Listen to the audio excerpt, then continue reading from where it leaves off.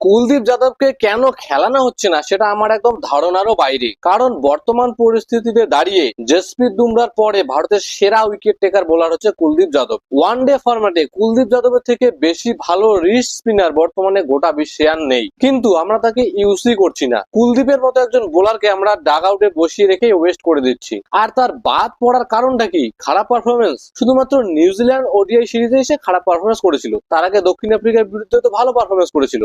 আর হ্যাঁ, আইপিএল ও খারাপ পারফরমেন্স করেছে, কিন্তু একটা আইপিএল খারাপ সিজন, একটা খারাপ ওডিআই সিরিজ, এটার উপরে ভিত্তি করে কুলদীপের মতো একজন বোলারকে তো বসিয়ে রাখা উচিত না। আর এটা শুধুমাত্র নির্দিষ্ট যে কোনো একটা ফরম্যাটে আমরা দেখছি না, সমস্ত ফরম্যাটে কুলদীপ যাদবকে লাগাতার ইগনোর করা হচ্ছে।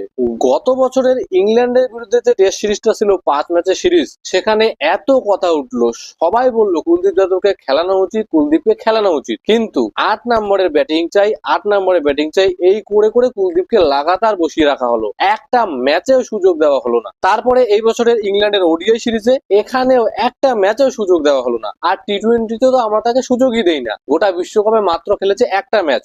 হ্যাঁ, তার আগে যখন বরুণ চক্রবর্তী ছিল তখন তবু একটা যৌক্তিক বিষয় ছিল। বরুণ চক্রবর্তী আমাদের যেহেতু মেন স্পিনার, আর দ্বিতীয় স্পিনার হিসেবে আমরা অক্সর প্যাটেলকে চাই যে একজন অলরাউন্ডার, তাই সেক্ষেত্রে কুলদীপ যাদবকে বসিয়ে রাখা কিছুটা হলেও যৌক্তিক। যখনই বরুণ বসবে তখনই কুলদীপ উঠবে, আর যখন আমাদের তিনজন স্পিনার খেলানোর দরকার পড়বে তখন কুলদীপ খেলবে, যেটা আমরা বিশ্বকাপেও দেখেছিলাম। একটা ম্যাচে যখন দরকার পড়েছিল তখন তাকে খেলানো হয়েছিল। কিন্তু বর্তমানে বরুণ চক্রবর্তীর পারফরমেন্স ডাউন, সেখানেও কুলদীপকে টি-20তে সুযোগ দেওয়া হচ্ছে না।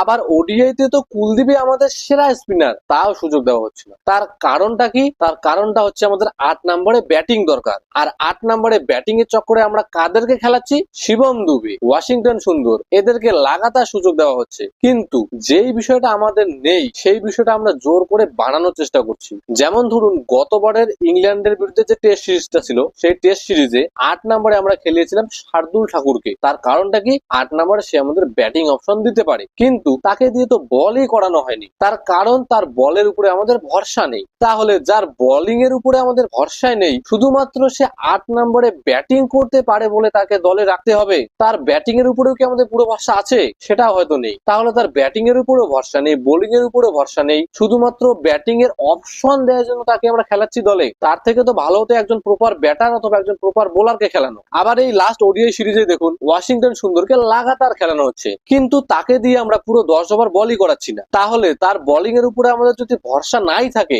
শুধুমাত্র সে আমাদের ব্যাটিং এর অপশন দেয় বলে তাকে আমরা দলে রাখছি। 8 নম্বরে ব্যাটিং করার মতো প্রপার কোনো বোলার আমাদের অ্যাকচুয়ালি নেই, আমরা জোর করে সেটাকে বানানোর চেষ্টা করছি। তার ফলে কি হচ্ছে? আমরা প্রপার কোনো অলরাউন্ডার বানাতেও পারছি না, আর আমাদের যে জিনিসটা আছে proper bowling option, proper wicket taker, সেটাকেও আমরা ইউটিলাইজ করতে পারছি না। অশ্বিন জাডেজা যখন দলে ছিল তখন আমাদের থার্ড স্পিনার ছিল কুলদীপ যাদব। তাহলে অশ্বিন জাডেজা চলে যাওয়ার পরে অটোমেটিক্যালি কুলদীপ যাদবই আমাদের সেরা স্পিনার হওয়া উচিত, আমাদের ফার্স্ট চয়েস স্পিনার হওয়া উচিত, কিন্তু সেটা হচ্ছে না। আর কুলদীপ যাদবকে না খেলানোর পিছনে এতদিন থেকে কারণ শুনে আসছিলাম যে 8 নম্বরে ব্যাটিং দরকার, কিন্তু ইংল্যান্ডের বিরুদ্ধে লাস্ট ওডিআই ম্যাচে কি হলো? সেখানে প্রপার 4 জন বোলারকে খেলানো হলো, 8 নম্বরে ব্যাটিংটা কম্প্রোমাইজ করা হলো, কিন্তু তারপরেও কুলদীপকে নেওয়া হলো না। যেই পিচে জ্যাকব বেথালের মতো স্পিনারকে আমাদের ব্যাটাররা মারতে পারছিল না, সেই রকমের পিচে আমরা কুলদীপকে না খেলিয়ে 4 জন প্রপার ফাস্ট বোলার নিয়ে খেললাম। স্কোয়াডে কুলদীপকে সব সময় রাখা হচ্ছে, কিন্তু তাকে খেলানো আর হচ্ছে না। বর্তমানে যতই ব্যাটিং এর যুগ হোক, পিচ যতই ফ্ল্যাট হোক,